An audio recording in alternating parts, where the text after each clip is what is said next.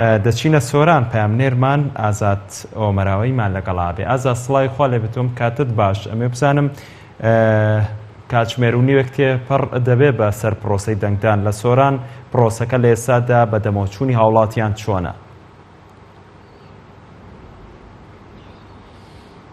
بەڵێ سالار سڵاو لە تۆ لە بینەرانی بەڕێز بێتن. من لە یەکێک لە بنکەکانی دەنگدانم لە قەزای سۆران دیارە سەرجەم بنکەکانی دەنگدان لە کاتژمێر 8 بەیانیەوە بەڕووی دەنگدەران لە قەزای سۆراندا کراونەتەوە. لە ئێستادا هاوڵاتیانی قەزارەکە سەرقاڵی بەدەمەوە چوونی پرۆسەی دەنگدانی گشتین و هاوڵاتیان بەشداری لە دەنگدانەکەن. ئێمە بۆ زانیاری زیاتر دیارە و بنکەی کەوا من ئێستا لێمە مامۆستا مەڕوان سەرۆکی فراکسیۆنی کۆمەڵی ئیسلامی لە پەرلەمانی کوردستان لەو بنکەیەکەوە دەنجیدا. من بۆ زیانیاری زیاتر و قسەکردن لەسەر بەڕێوەچوونی پرۆسەی دەنگدان ئەسمە لای مامۆستا مەڕوان. مامۆستا ئەگەر بیتە ئێرە سڵاوت لێ بێتن دیارە تۆش دەنگت داوە وەکو هاوڵاتیەک لە قەزای سۆران.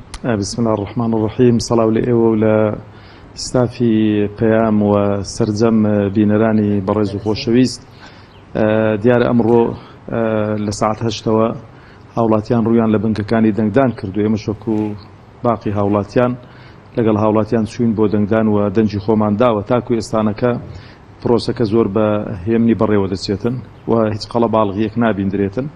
وەخوازیاریشم کە بەم شێوەیە بەردەوام بێتن. ئاوە هەر هاوڵاتیەی کە دەنجی خۆی بدات و قەڵە باڵغی دروست نەکاتن لە چواردەوری بنکەکانی دەنگدان و داواش لە سەرجەم هاوڵاتیانی هەرێمی کوردستان دەکەم بۆی کە بتوانن ڕۆڵیان هەبێ لە گۆڕانکاری لە هەرێمی کوردستان و بۆ دابینکردنی ئایندەیەکی باش و چاک و خۆشتر و خۆشگوزەرانتر بۆ نەوەکانیان بێن دەنگەکانی خۆیان بدەن. وەخوازیاریشم ئەو هەڵبژاردنێک بێتن کە گۆڕانکاریەکی جەزری بە دوای خۆی دابێنێتن و بێتەمای ئەوەی کە زیاتر حکومت ببێتە حکومەتی هاوڵاتی و ببێتە حکومەتێکە لێوان لێو خزمەتی هاوڵاتیان بکاتن.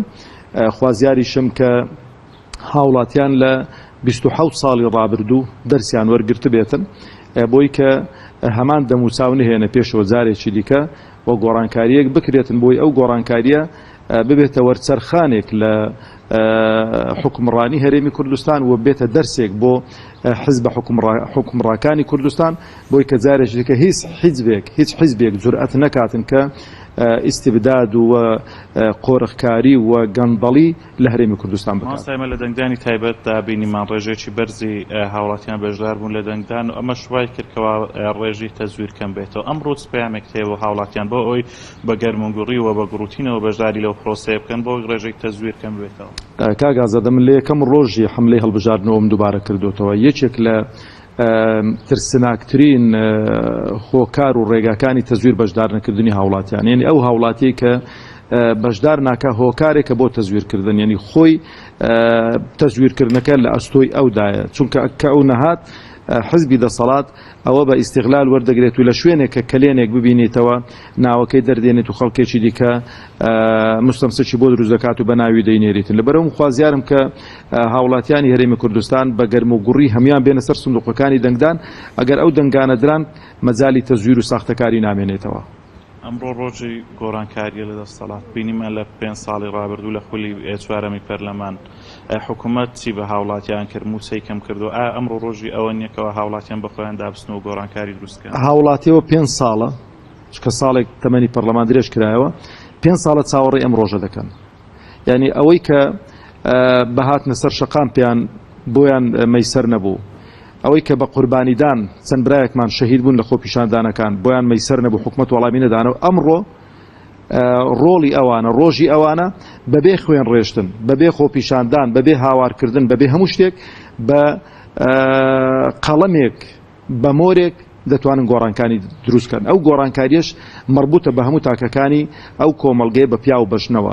لەبەرەوە خوازیارم کەس دوانەکەوێتن و کەس ڕۆڵی خۆی پێکەم نەبێتن. دەنجی تۆ زۆر کەمە، بە یەک دەنگ گۆڕانکاری دەکرێتن، بە یەک دەنگ. جەبەرەوەی دائیمەن تەماشا دەکەی ئەوانەی کە لە ئۆلۆمپیاد بەشدار دەبن بە چرکەیەک ئەوە دەیباتەوە مەدالیای زێڕ وەردەگری، ئەوەش بە دەنجێک پێش ئەوەی تر دەکەوێتەوە و گۆڕانکاریەکە دروست دەبێتن. خوازیارم کە کەس دانەنیشێت و بەگەرم و گوڕی بێنە سەر سندوقەکانی دەنگدان. زۆر سپاس بۆ بەڕێز مامۆستا مەڕوان گەڵاڵی سەرۆکی فراکسیۆنی کۆمەڵی ئیسلامی لە پەرلەمانی کوردستان کەوا لەگەڵمان بوو.